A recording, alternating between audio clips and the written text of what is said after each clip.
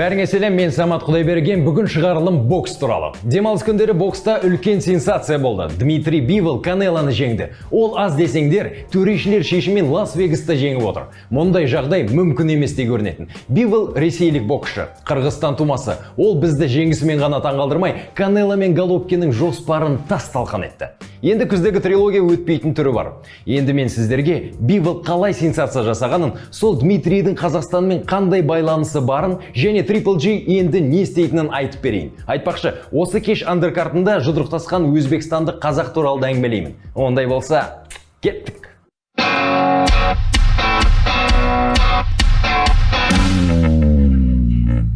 Достар, біздің арнамыздың атауын әлі таңдаған жоқпыз. Бірнеше нұсқаны қарастырып жатырмыз, бірақ қайсысын таңдайтынымыз әлі де 100%-ға анық емес. Мүмкін арнамыздың атауы ретінде ұсыныстарыңыз бар шығар. Авторлық құқы үшін 20 000 теңге алатын мүмкіндіктеріңіз бар. Арнаға жазылып, лайк пен пікірді аямаңыздар. Бұл біздің арнаға көмектеседі және қазақша контент туралы бұдан да көп аудитория білетін болады. Рахмет. Ал енді боксқа өтейік. Let's get rumble! Қазіргі уақытта көбі Биволдың жеңісін сенсация деп жатыр. Жекпе-жек нәтижесін біліп отырғанда айтылып жатқан көптеген фактор ойға қонымды. Кездесу қарсаңында көбі алаңдаған жағдайлар бар. Біріншіден, Канелоның жұлдыз екені. Тайталас тең өтсе, жеңісті Канелоға ойланбай-ақ ұстата салар еді. Екіншіден, Канелоның дайындығы. 4 жылдың ішінде ол 3 салмақ категориясын ауыстырды. Әр қайсысында да мықтылығын байқадық. Ал үшіншіден, Биволдың жекпе-жектері анау айтқандай әсерлі емес еді. Нокаутқа түсіретін соққысында көре алмадық. Канело Биволға дейін жартылай ауыр салмаққа көтерілген ұмытқан жоқсыздар ма? Бұл 2019 жыл еді. Сауль сол кезде тағы бір ресейлік әлем чемпионы Сергей Ковалевті нокаутпен жеңген. Бұл Ковалевтің әлсіреген кезі еді. Оның үстіне оған дейінгі кездесуінен кейін аз ғана уақыт берілді. Бұл аз десеңіздер, ресейлікке салмақ өлшеу рәсімінен кейін көп салмақ қосуға да тыйым салынды. Бірақ Канелоның сол кездесуі бәрінде тәнті етті. Бірақ Канелоның жартылай ауыр салмақтағы жас әрі шаршамаған қарсыласқа шамасы қандай екен енді көрдік. Жекпе-жекке тоқталайық. Бивол бірінші раундтан-ақ басымдыққа ие болды. Бастапқыда соққысы мығым еместей көрінген, ал Канело бар күшін салғанын байқадық. Кездесуден кейін Дима Канелоның соққыларынан жартылай ауыр салмақтағы боксшының күшін сезбегенін мәлімдеді. Меніңше екінші раунд шешуші болды. Дима соққылар сериясын жасай бастады. Ол бұл әрекетін тағы да қайталай түсті.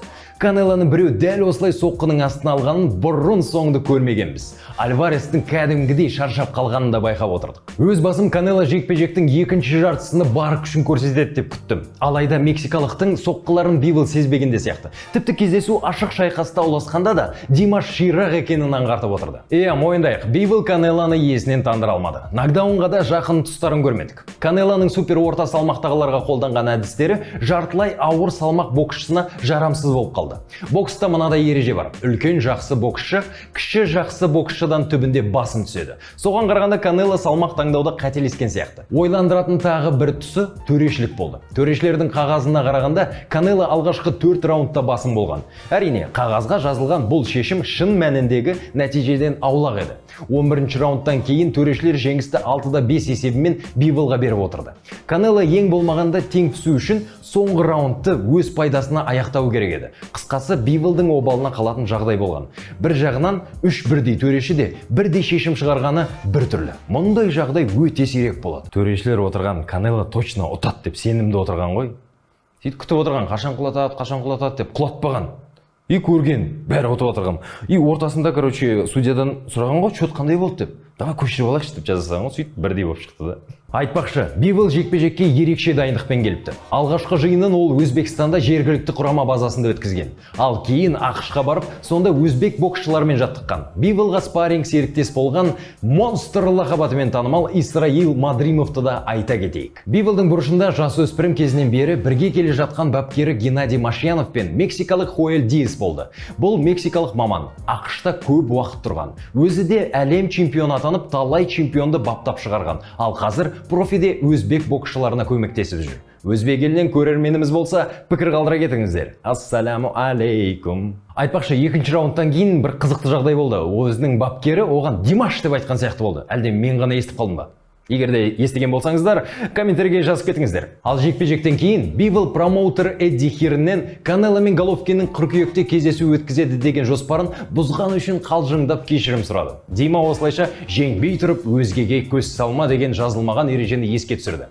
Айтқаны айдай келді. Себебі Хирн мен Канело ресейлікпен кездесу өткізбей тұрып, одан кейін кіммен жұдырықтасу керегін көп айтатын. Олардың тізімінде тіпті өзінен екі есе үлкен Александр Усик те болған. Ал ол супер ауыр салмақтағы әлем чемпионы. Осы тұста промоутерге тоқтала кетпесек болмас. Хирн өз жұмысын тыңғылықты атқаратын маман, мінезі мен білікті профи екенінде көбі атап өтетін. Бірақ америкалық әріптестері оны ақш бокс нарығының ерекшелігін жете түсінбеді деп жатыр. Кездесу өтіп, қол көтерер сәтте менің есіме неге екенін қайдам Оскар де ла Хойя түсті. Бірінші жекпе-жекте Головкиннен жеңісті тартып алғаны үшін қазақстандықтар оны жек көріп кеткен.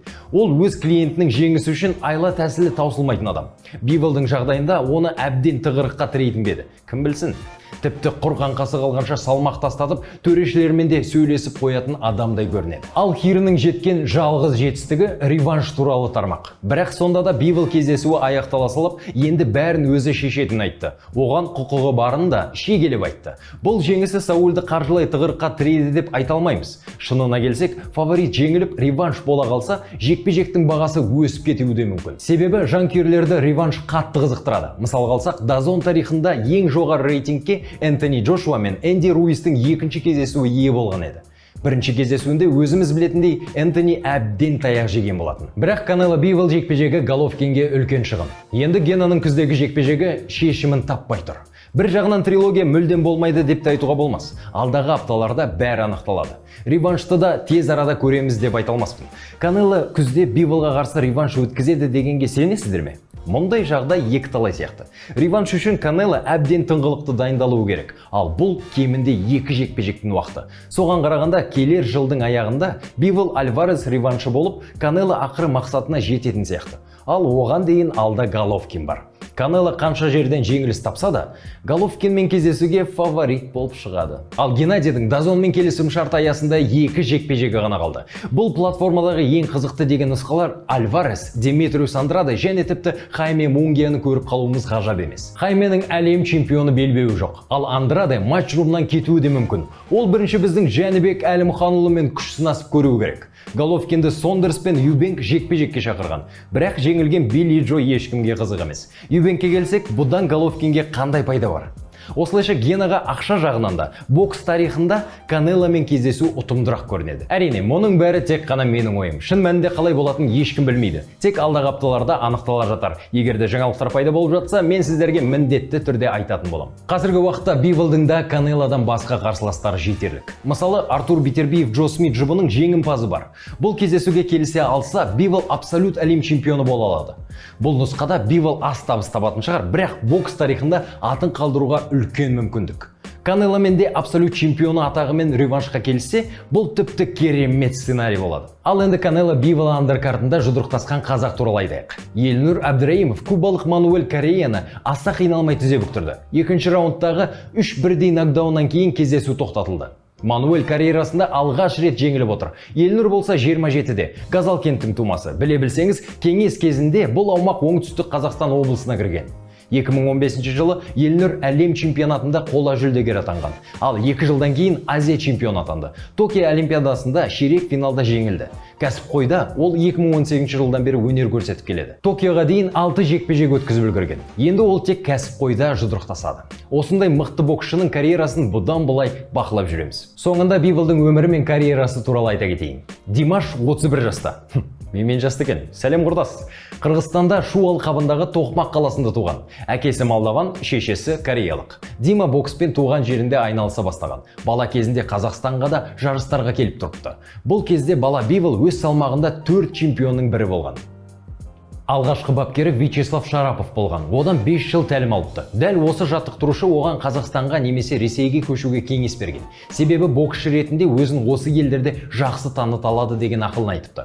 Bivol 11 жаста болғанда әкесі Ресейге аттаныпты. Ал 1 жыл өткенде отбасымен, 2 әпкесімен және шешесімен көшіп кеткен. Боксшының жанұясы Санкт-Петербургтегі туысының 2 бөлмелі үйінде 9 адам болып тұрған. Әкесі қоғамдық көлік жүргізсе, шешесі дүкенде сатушы болыпты. Дима тез арада бокста жетістікке жете бастаған. Мектепті аяқтаған жасында кадеттер мен жасөспірімдер арасында әлем чемпионы атанған. Ересектер арасындағы бокста ол Қазандағы универсиадада күміс жүлдегер атанады. Александр Гвоздикпен финалға қол ұсынуына байланысты шыға алмаған. Бір жылдан кейін Бивол кәсіпқой боксқа ауысады. 4-ші жекпе-жегінде ол өңірлік титулға таласқан, ал 7-ші жекпе-жегінде уақытша чемпион атанады. 12-ші жекпе-жегінде тұрақты чемпион болған. Бұл кезде есіңізде болса, Андре Уорд карьерасын аяқтаған еді. Биволдың қазақстандық қарсыластары да болған. Жасөспірімдер арасындағы әлем чемпионаттарында ол Ерлан Сейдалиев пен Нұрсұлтан Абылаевты жеңген. Данабек Сужановты Бакуде төрешілері шешімімен жеңсе, осы қарсыласын дүниежүзілік бокс суперсериясында нокаутқа түсірген. Осымен шығарылым аяқталды.